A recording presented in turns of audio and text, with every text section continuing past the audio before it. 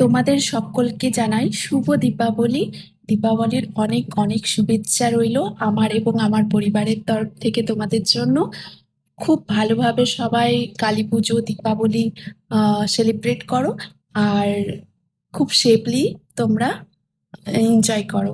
আর একদিন পরেই কালী পুজো ও দীপাবলি, তার আগের রাতেই অর্থাৎ অমাবস্যার ঠিক আগের চতুর্দশী তিথিতেই পালিত হচ্ছে বাঙালির লোকাচার ও বিশ্বাসের উৎসব ভূত চতুর্দশী।